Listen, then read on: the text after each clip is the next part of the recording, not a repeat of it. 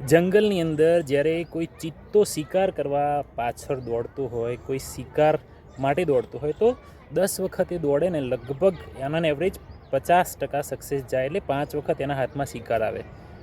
Even સિંહ છે એ પણ દોડે તો એવું બને કે 70% સક્સેસ જાય, કે 10માંથી 7 વખત એ શિકારને એટેક કરીને લઈ શકે પોતે, અને બની શકે કે 3-4 વખત ફેલ જાય.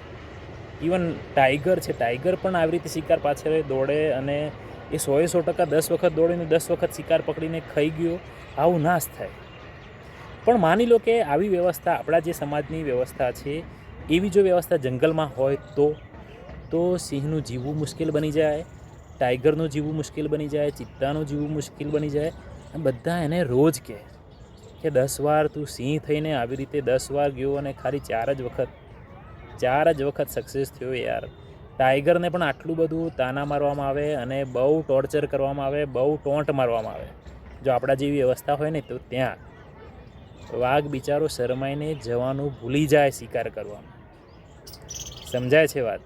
એટલે લાઈફની અંદર આવું કશું ના હોય. તમે કોઈ ગોલ પાછળ દોડતા હોય ને 10 વખત તમે ટ્રાય કરો ને 10 વખત સક્સેસ જાય, એવું કશું છે નહીં. એમાંથી 3 વખત પણ તમે સક્સેસ ગયા એટલે સમજી લો કે તમે સફળ છો. ટાઈગર પોતે, સિંહ પોતે જંગલનો રાજા હોય તો એ 10 વખત શિકાર કરવા જાય ને 10 વખત એ સક્સેસ નથી થતો, રાજા હોવા છતાં. પણ ફરક એટલો છે કે ત્યાં એમને કોઈ કશું આવું કહેવાવાળું નથી કે ક્યાં શેર બનેગા યાર. સમજાય છે? આ વાતને એકદમ આપણે ઉતારવા જેવી વાત છે. યસ.